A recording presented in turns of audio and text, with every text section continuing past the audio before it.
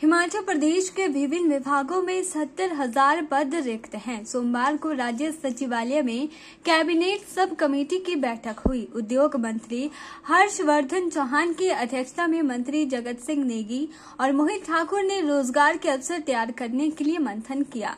Committee के अध्यक्ष उद्योग मंत्री हर्षवर्धन चौहान ने बताया कि विभिन्न विभागों में 70,000 पद रिक्त पड़े हैं। स्वीकृत पद 3 लाख हैं। शिक्षा विभाग में रिक्त करीब 20,000 पदों को सबसे पहले भरा जाएगा। मंगलवार को दोबारा से कमेटी की बैठक होगी। शिक्षा सचिव और विधि सचिव को बैठक में बुलाया जाएगा। शिक्षा विभाग में दूर दराज और दुर्गम क्षेत्रों के स्कूलों में रिक्त पदों को पहले चरण में भरा जाएगा। राज्य लोक सेवा आयोग ने 5 साल में 2018 से जनवरी 2023 तक 2,335 पदों पर भर्ती की है। 1,097 पदों पर भर्ती पेंडिंग है। हमीरपुर कर्मचारी चयन आयोग ने 5 साल में 15,706 पदों पर भर्ती की है। हर्षवर्धन चौहान ने बताया कि लोक सेवा आयोग की भर्ती प्रक्रिया बहुत धीमी है। उन्होंने बताया कि कैबिनेट सब कमेटी ने विचार किया है कि इस प्रक्रिया को स्पीड अप कैसे किया जाए। शैक्षणिक संस्थानों में शिक्षकों के कई पद खाली हैं। चंबा, कांगड़ा, मंडी, कुल्लू, लाहौल, भरमौर और सिरमौर के दुर्गम क्षेत्रों में शिक्षकों की भर्ती के लिए पॉलिसी बनेगी। शिक्षा विभाग ने 1,12,000 पद स्वीकृत किए हैं। इनमें 20,000 पद खाली हैं। तुरंत पॉलिसी बना के मामले को कैबिनेट में ले जाया जाएगा। 400 से 500 ऑन एन एवरेज होती है। हमीरपुर सबॉर्डिनेट सर्विस बोर्ड में भी अगर हम पिछले 5 साल का आंकड़ा लें तो ऑन एन एवरेज 3,000 के आसपास ये recruitment public Hamirpur service board ने की है। 3,000 के तो एक साल में जो है वो रिक्रूटमेंट जो है वो 3,500 से ज़्यादा नहीं हो पा रही हमारी दोनों एजेंसीज को अगर करें तो आज कैबिनेट सब कमेटी ने भी ये बहुत गहराई से जो है वो हमने जो है वो डिस्कस किया है कि जो प्रोसेस है इसको स्पीड अप कैसे किया। और विशेष करके आज कैबिनेट सब कमेटी ने जो है वो चिंता जाहिर की है, विशेष करके जो स्कूल्स हैं, एजुकेशन इंस्टीट्यूशंस हैं, चाहे कॉलेजेस हैं, चाहे स्कूल्स हैं, क्योंकि अब उनका एकेडमिक सेशन जो है वो शुरू हो गया है और हार्ड एरियाज़ में, ट्राइबल एरियाज़ में, हार्ड एरियाज़ में जो है आज बहुत सारी जो पोस्टें स्कूलों में टीचरों की खाली पड़ी हैं। आज हमने एजुकेशन डिपार्टमेंट में जो तुरंत जो है जहाँ स्कूल में है नहीं, खास करके चंबा है, कांगड़ा है, कांगड़ा के हार्ड एरियाज है, शिमला है, सिरमौर है, मंडी है, कुल्लू है, लाहौल स्पीति, किन्नौर, भरमौर जो है यहाँ पे बहुत सारी वैकेंसीज है। इनमें तुरंत कैसे हमने कार्रवाई की जाए उस पर हमने विस्तृत किया और हम एक पॉलिसी बनाने जा रहे हैं। इन एरियाज़ के लिए पॉलिसी बनाने जा रहे हैं।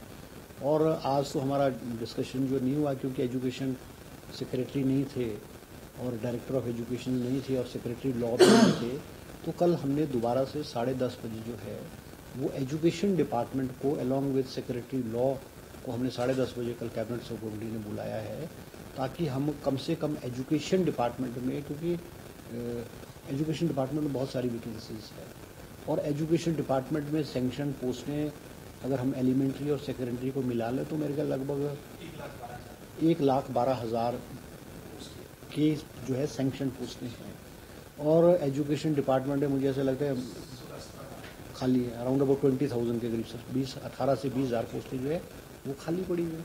तो हम तुरंत जो है वो एक पॉलिसी बना करके कैबिनेट सब कमेटी अपनी रिपोर्ट सबमिट करके कल विस्तृत डिस्कशन करके और हम उसको कैबिनेट को तुरंत देंगे ताकि एक डिपार्टमेंट में, एजुकेशन डिपार्टमेंट में, ताकि बच्चों की जो पढ़ाई है वो प्रभावित ना हो।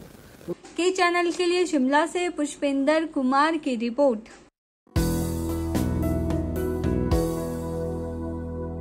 नगर निगम शिमला का चुनावी घमासान चरम की ओर बढ़ रहा है। विपक्षी पार्टी भाजपा ने नगर निगम शिमला को लेकर दृष्टि पत्र जारी कर लिया है, जिसमें 21 घोषणाएं की गई हैं, जबकि सत्ता दल कांग्रेस मंगलवार को अपना घोषणा पत्र जारी करने जा रही है। उससे पहले भाजपा द्वारा जारी किए गए दृष्टि पत्र पर मुख्यमंत्री के मीडिया सलाहकार नरेश चौहान ने जमकर निशाना साधा है। भाजपा ने अपना दृष्टि पत्र कल जो है नगर निगम शिमला के चुनाव के बारे में जारी किया है। हम आज उसी को लेकर आपसे बात करना चाह रहे थे कि जो 2017 में जो संकल्प पत्र था वो 2023 में जो है दृष्टि पत्र हो गया, और उसकी बहुत सारी ऐसी चीजें जो 2017 में प्रोमिसेस किए गए थे शिमला की जनता से, जो सपने दिखाए गए थे, वो सारे के सारे रिपीट कर रहे हैं 23 में। तो पहले तो भाजपा को ये बताना चाहिए कि जो 5 साल शिमला की जनता ने आपको नगर निगम शिमला में जो मौका दिया था, उन 5 सालों में आपने कौन से बड़े काम या कौन से वादे पूरे किए, पहले वो बताना चाहिए था। उसके बाद अपनी अगली ये जो संकल्प पत्र है वो जारी करते हैं। तो वो पूरी तरह से 5 साल का कार्यकाल फेल रहा, और उसमें से मैक्सिमम वादे वो है पूरी तरह से दोबारा से रिपीट हो रहे हैं। कहने का मतलब है कि आपने खुद एक्सेप्ट किया है कि हमने जो 2017 में बोला था वो नहीं कर पाए, अब वो 23 के दृष्टि पत्र में वैसे के वैसे वो प्रोमिसेस आगे बढ़े।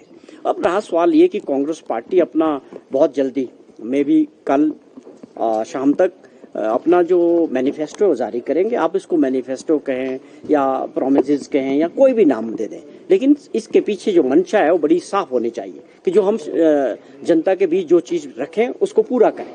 कांग्रेस पार्टी जो भी विजन लेके आएगी शिमला के लोगों के लिए, राजधानी के लिए, वो आपके सामने बहुत जल्दी होने वाला है।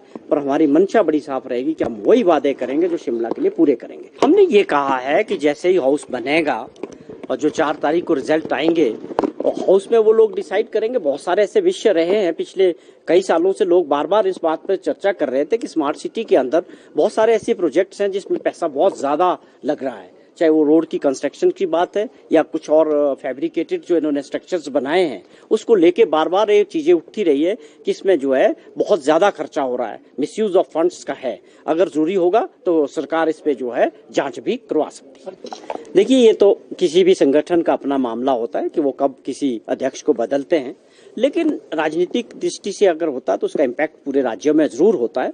कांग्रेस पार्टी को यही एक बात जाननी है कि जो प्रदेश की जनता के जहन में है कि ये जो आपने जो अध्यक्ष बनाए हैं डॉक्टर राजीव बिंदल जी, तो मुझे भी पूरी तरह याद है कि पहले 3 साल पहले भी उनको मौका दिया गया था, पार्टी के अध्यक्ष बनाए गए थे, और किन कारणों से और किन परिस्थितियों में इनको उस वक्त जो है अपना पद त्यागना पड़ा, वो आज भी एक बहुत बड़ा सवाल प्रदेश की जनता के जहन में है। उसको क्लियर करना चाहिए, इनको बनाने से पहले करना चाहिए था, लेकिन वो सवाल अभी भी खड़ा है।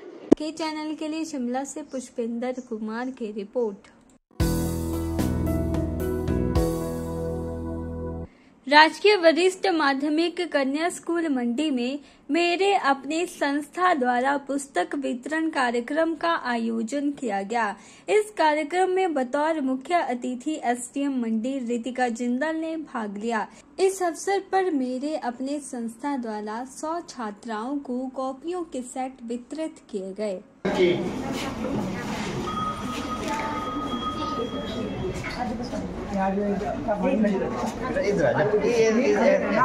एसडीएम मंडी रितिका जिंदल ने कहा कि विद्यादान सबसे बड़ा महादान है और विद्यार्थी अपने अधिकारों के प्रति शिक्षा के माध्यम से जागरूक होता है।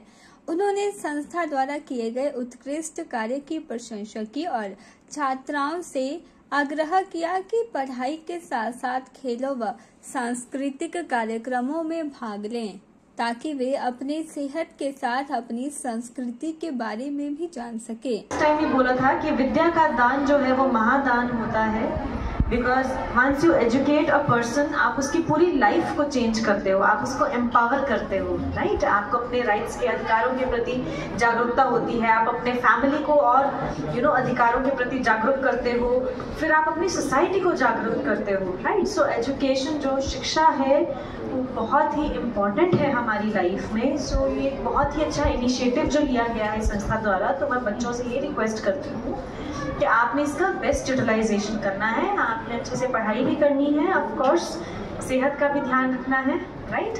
Sports activities, extra curricular activities जैसे कल्चरल एक्टिविटीज हैं, सो ताकि ऑल अराउंड डेवलपमेंट हो सके आपकी, right, social, physical and educational, right. तो इन तीनों फ्रंट्स पे आप लोगों ने अच्छे से सिंसियरली जो है वो काम करना है, राइट। और मोबाइल फ़ोन हमेशा मैं बोलती हूँ बच्चों को कोशिश करना है कम चलाना है, उसको पढ़ाई के लिए ही यूज़ करना है। ये जो आपकी जो एज है ना पढ़ाई की 12th तक की और उसके बाद कॉलेज की, ये आपके फॉर्मेटिव ईयर्स होते हैं लाइफ के ना, फाउंडेशन ईयर्स जिसको बोलते हैं, नींव है आपकी ज़िंदगी की, राइट। अगर आप इसमें मेहनत करोगे तो उसके बाद आप एक अच्छे ओहदे पे पहुंचते हो, एक अच्छा कंट्रीब्यूशन देते हो समाज को, सोसाइटी को, राइट। आप अपने माता पिता का, अपने जगह का, अपने गांव का नाम रोशन करते हो, तो एक बहुत ही एक अच्छा आप अपनी सोसाइटी को you should give something back to the society. एक अपने देश के लिए कुछ ना कुछ आप छोड़ के जाते हो, राइट। सो इसलिए मेरी आपसे यही रिक्वेस्ट है कि फोकस आपने अच्छी चीज़ों पे करना है, यूटिलाइजेशन मोबाइल का करना है तो भी इसको पढ़ाई के लिए यूज़ करना है।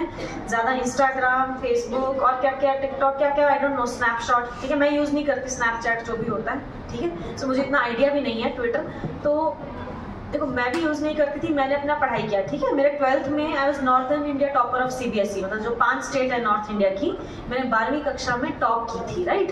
तो बट उसके लिए बहुत सेक्रीफाइसेस करने पड़ते हैं ना, आपको मेहनत करनी पड़ेगी। तो अगर आप चाहते हो कि सेम तालियां आपके लिए भी कोई बजाए आफ्टर सो मेनी ईयर्स, तो आपको भी मेहनत करनी पड़ेगी, right. Then you can't say कि हाँ हाँ बस 5 उंगलियां घी में सब मेरे लिए ताली बजाएं, सब मेरा मतलब वाहवाही करें। जैसे मेरे लिए आपके 32 दांत बाहर आए थे खुशी में कि मैडम आ रहे हैं, आपके लिए भी बाहर आए, बट मेहनत नहीं करेंगे हम, तो मोबाइल चलाएंगे, हम दोस्तों के साथ घूमने जाएंगे, मंडी में हम पार्क में बैठेंगे, घूमने जाएंगे। सो आपको सेक्रीफाइसेस बहुत करने पड़ेंगे, राइट। मेरे अपने संस्था में बहुत सी ऐसी महिलाएं जुड़ी हैं जिन्होंने गर्ल्स स्कूल मंडी से अपनी पढ़ाई पूरी की है और सरकारी विभाग में अच्छे पदों पर पहुंची है। इन सभी महिलाओं के सहयोग से आज गर्ल्स स्कूल मंडी में 100 छात्राओं को कॉपियों के सेट SDM मंडी रितिका जिंदल के माध्यम से वितरित किए गए। Government senior secondary school girls में लगभग 100 छात्राओं को पूरा सेट कापियों का वितरण किया गया ताकि इनको अपने अध्ययन के दौरान पढ़ने में कोई कमी ना नज़र आए, और इसके लिए माननीय SDM साहिबा ने अपना अमूल्य समय निकालकर यहाँ पे शिरकत की। और हमारे साथ रविकांत कपूर जी, माननीय प्रिंसिपल महोदय अजय सहगल, अनिल शर्मा, निशी हांडा, निशी टंडन और हेमंत शर्मा, इन्होंने भी शिरकत की है। पुरानी स्टूडेंट्स हैं यहाँ स्कूल की, और ज्योत्सना हांडा जी नहीं आ सकी, लेकिन एक और भूतपूर्व छात्रा जिनका नाम नीलम शर्मा है, उन्होंने इस कार्यक्रम को सफल बनाने में सबसे ज़्यादा आर्थिक योगदान दिया। उनके लिए हम विशेष रूप से आभारी हैं। वो यहाँ आज किसी कारणवश नहीं आ सकी। तो हम चाहते हैं कि मेरे अपने की ओर से जब भी हम कोई कार्य करें तो और लोग भी इससे प्रेरणा लें और समाज में विभिन्न स्तरों पर अपनी शक्ति और सामर्थ्य से समाज को अपना अमूल्य योगदान देते रहें। के चैनल के लिए मंडी से ब्यूरो रिपोर्ट।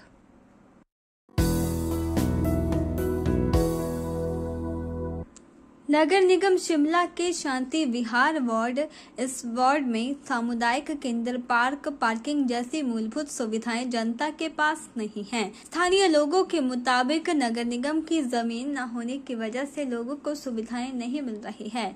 सिमेट्री के लिए जो सड़क बनी है उस पर लोक निर्माण विभाग के भवन का छज्जा आड़े आ रहा है। पहले सड़क दुकानों से 2 से 3 फीट नीचे थी, लेकिन बार बार टायरिंग होने की वजह से सड़क इतनी ऊंची हो गई है कि 108 एम्बुलेंस भी इस सड़क पर नहीं चल पाती है, सिर्फ छोटी गाड़ियां ही चल पाती हैं। वहीं स्थानीय लोगों का कहना है कि जिस तरह से विकास उनके वार्ड में होना चाहिए था वह नहीं हुआ है। लोगों का कहना है कि वार्ड में पार्किंग, डिस्पेंसरी, बच्चों के लिए पार्क की समस्या है। वार्ड में नशे की रोकथाम के लिए एक गुमटी बनाई जाए ताकि युवा नशे की चपेट में आने से बच सके। देखिए, वैसे तो हमारे वार्ड में इतना ज़्यादा काम नहीं हुआ है, लेकिन नगर निगम में बीजेपी की गवर्नमेंट होते हुए, सेंटर में होते हुए, लेकिन उस लेवल पे हमारे वार्ड की तरफ इतना ज़्यादा ध्यान नहीं रखा गया है। अभी तक तो कोई ऐसा लगा नहीं हमें। अभी 1-2 पार्किंगें बनाई हैं, उसमें 5-7 गाड़ियां लगती हैं। इतनी बड़ी सिमेट्री है तो यहाँ पे इतना नहीं है कोई। स्मार्ट सिटी के नाम पे तो यहाँ पे अभी तक कोई भी काम नहीं हुआ है। सबसे बड़ी समस्या तो पार्किंग की है हमारे सिमेट्री में, कि पार्किंग की कोई भी प्रॉपरली पार्किंग नहीं है यहाँ पे, और इसका समाधान अब नए पार्षद से हम उम्मीद लगाते हैं। उन्होंने अपने अपील में भी कहा है, तो अब देखेंगे नेक्स्ट। ठीक, मैं भी शांति विहार में पिछले 35-40 सालों से रह रहा हूँ। तो जो हमारे को लगता है कि यहाँ सबसे बड़ी समस्या है, हमारे पास डिस्पेंसरी भी नहीं है जो होनी चाहिए, हर वार्ड में होनी चाहिए। बाकी पार्क नहीं है, बच्चों के पास पार्क नहीं है तो ऑब्वियस बात है वो कब्रिस्तान चले जाते हैं। पार्क होएगा तो बच्चा यहीं घूमेगा, खेलेगा, और पार्किंग की बहुत बड़ी समस्या है हमारे पास। वहीं शांति विहार वार्ड से भाजपा प्रत्याशी का कहना है कि वार्ड में बहुत समस्या है। वार्ड में बंदर, कुत्ते, नालियों में साफ सफाई और ड्रेनेज जैसे तमाम मुद्दे हैं। उन्होंने कहा कि जो कांग्रेस के पार्षद 20 सालों में नहीं कर पाए, वह भाजपा ने 2.5 वर्षों में कर दिखाया। वहीं उन्होंने कहा कि स्मार्ट सिटी के तहत बहुत कार्य उनके वार्ड में हुआ है। स्मार्ट सिटी के तहत प्रक्रिया जारी है। हमारा जो एक टॉयलेट है वो तैयार है। जो नालियाँ पहले बिल्कुल बहुत ही संकरी थी जी और टूट गई थी, मतलब पतली पतली पत्तियाँ थी, उनको आज आप देख लीजिए आपके सामने कि उसमें किस तरह से जो है उनको नया रूप दिया गया है। नाली है, उसमें लेबर खड़े होकर काम करती है, बेचा खुला चलता है। अब तक पूर्व में ऐसा नहीं था। में ऐसा है कि उसमें अगर जो सड़क है उसको थोड़ा सा नीचे डाउन किया जाए खोद करके, उसमें जो है जो हर साल जो रोडी डालते हैं इसके ऊपर तार को डालते हैं, इससे सड़क की जो हाइट है ना ऊपर हो रही है, तो उसकी बजाय उसको थोड़ा नीचे गहरा किया जाए, उसमें तो जो लॉकिंग टायर चलती है वो किया जाए तो समस्या का काफ़ी निदान हो सकता है। मतलब 1 फुट सड़क नीचे अगर हो जाए तो उसे हो जाएगा, काफ़ी निदान हो जाए। और थोड़ा सा छज्जा है उसका, वो 1-2 जगह तक तोड़ना पड़ सकता है, तो उसके लिए प्रयास करेंगे। देखिए अब वो तो प्रयास किया जाता है उसमें। वहीं कांग्रेस प्रत्याशी का कहना है कि उनकी सबसे पहली प्राथमिकता नशे को रोकने के लिए रहेगी। वार्ड में जिस तरह से नशा बढ़ रहा है उसकी रोकथाम के लिए कड़े कदम उठाए जाएंगे। वहीं उन्होंने कहा कि वार्ड में पार्किंग की बहुत बड़ी समस्या है। सड़क के दोनों किनारे वाहन खड़े रहते हैं जिससे यातायात सुचारू रूप से नहीं चल पाता। वहीं उन्होंने कहा कि स्मार्ट सिटी एक बहुत बड़ा प्रोजेक्ट है, लेकिन धरातल में लोगों के पैसों की बर्बादी हो रही है। हमारी प्राथमिकताएं, सबसे बड़ी प्राथमिकता तो हमारी ये रहेगी कि जो हमारे एरिया में, हमारे वार्ड में जो नशाखोरी की प्रवृत्ति बढ़ गई है, नशे का प्रचलन बढ़ गया है, उसके ऊपर लगाम लगाने के लिए हमारी सबसे बड़ी प्राथमिकता रहेगी। और मैं इसके लिए यहाँ के जो हमारे स्थानीय वासी हैं उनसे भी मैं सहयोग की अपेक्षा करता हूँ कि वो लोग सब हमारा इस मुहिम में सहयोग करेंगे ताकि हम इस नशे की जो समस्या हमारे एरिया के बन चुकी है उसका हम जल्दी से जल्दी समाधान कर सकें।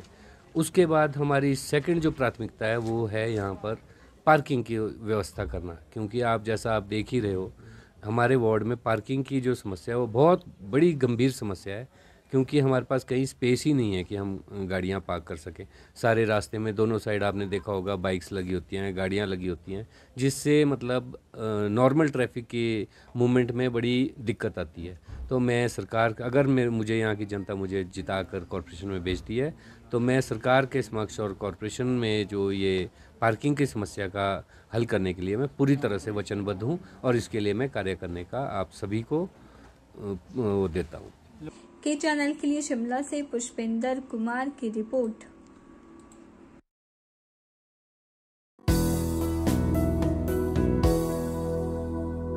केंद्र सरकार व प्रदेश सरकार प्राकृतिक खेती को बढ़ावा देने का हर संभव प्रयास कर रही है। सोलन जिला के घट्टी गांव में जर्मनी से कृषि विशेषज्ञ प्राकृतिक खेती देखने पहुंचे। वह यहाँ की प्राकृतिक खेती व जर्मनी की प्राकृतिक खेती की तुलना की। जर्मनी से आए विशेषज्ञों ने हिमाचल की प्राकृतिक खेती को सराहा।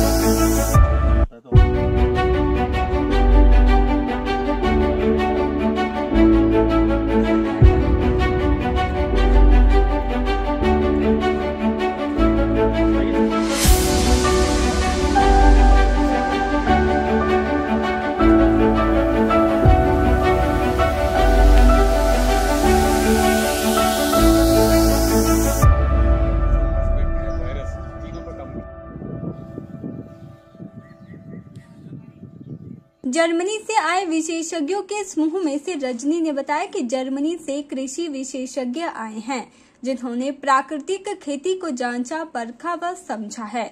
जर्मनी व यहाँ की तकनीकी का आदान प्रदान किया जाएगा। वहीं घट्टी गांव में प्राकृतिक खेती कर रहे किसानों ने खुशी जाहिर की, क्योंकि जर्मनी के कृषि विशेषज्ञों ने उनकी प्राकृतिक खेती की खूब सराहना की है।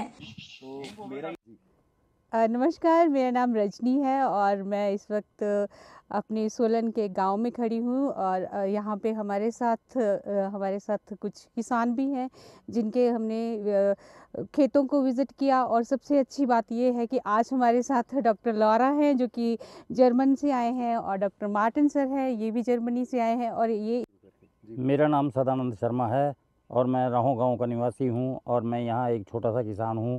मैंने यहाँ पर ऑर्गेनिक खेती की है, जिसमें मैंने कीवी और अन्य मिश्रित कई चीज़ें लगाई है, जिसमें गेहूं भी है, आलू भी है, स्ट्रॉबेरी है, प्याज है, चुकंदर आदि, एप्पल है और कीवी है। तो ये लगाए हैं और इस पर मैं ऑर्गेनिक प्रोडक्ट ही यूज़ करता हूँ और इकोडर्मा आदि यूज़ करता हूँ। तो इसमें इन्होंने ये पाया कि किस तरह से खेती हो रही है, ये देखा, विज़िट किया और इन्हें भी बहुत अच्छा लगा और इन्होंने अपने विचार भी साझा किए। हमें भी नई टेक्नोलॉजी से जो भी इनके और ऑर्गेनिक कर सकते हैं और प्राकृतिक रूप से जो भी कृषि की जाती है उसके बारे में हमें विचार साझा किए। के चैनल के लिए सोलन से अमरप्रीत सिंह की रिपोर्ट।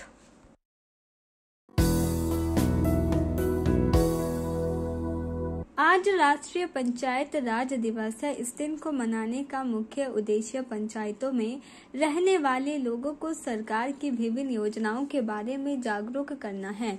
इसी कड़ी में जिला सोलन की सभी 240 पंचायतों को पंचायती राज विभाग ने राष्ट्रीय कार्यक्रम को दिखाने के लिए लिंक साझा किया, ताकि पंचायत प्रतिनिधि इस राष्ट्रीय कार्यक्रम से जागरूक हो सके।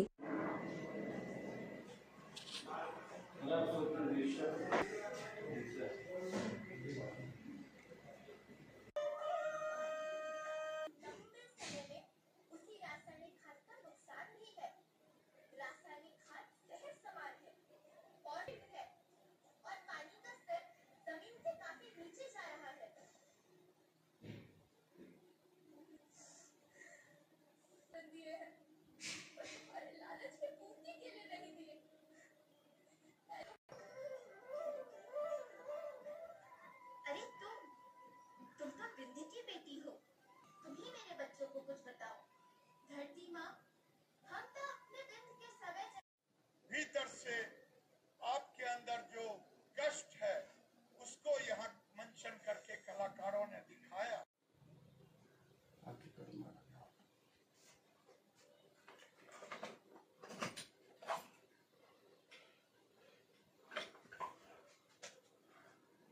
जिला पंचायत अधिकारी जोगिंदर प्रकाश राणा ने बताया कि राष्ट्रीय पंचायती राज दिवस पर सभी पंचायत प्रतिनिधि को राष्ट्रीय कार्यक्रम से जोड़ा है, जिसमें प्रधानमंत्री ने पंचायती राज से जुड़ी लोगों को नवीनतम जानकारियां दी व कई योजनाओं का शुभारंभ किया। जिला सोलन में जो है हमारी 240 ग्राम पंचायतें हैं और 5 पंचायत समितियां हैं, 1 जिला परिषद है, जिसमें जो है आज बड़े हर्षोल्लास के साथ पंचायती राज दिवस मनाया जा रहा है। और आज माननीय प्रधानमंत्री जी भी पंचायती राज दिवस पर जो है समस्त पूरे देश के इलेक्टेड रिप्रेजेंटेटिव को संबोधित कर रहे हैं। और इसका मेन उद्देश्य जो हमारे विभिन्न विकासात्मक योजनाएं ग्रामीण स्तर पर चल रही है, उसके अधीन अब भारत सरकार द्वारा 9 थीम का चयन किया गया है। उन 9 थीम के बेस पे सभी ग्राम पंचायतों द्वारा जो है अवार्ड के लिए अप्लाई किया गया है। इसमें जो पंचायतें सबसे टॉप पे और अच्छा काम कर रही है, उन्हीं पंचायतों को जो है 9 थीम के आधार पर जो है वो सम्मानित किया जा रहा है, जिसमें जो है कई प्रकार के अवार्ड जो है वो घोषित किए जाएंगे। के चैनल के लिए सोलन से अमरप्रीत सिंह की रिपोर्ट।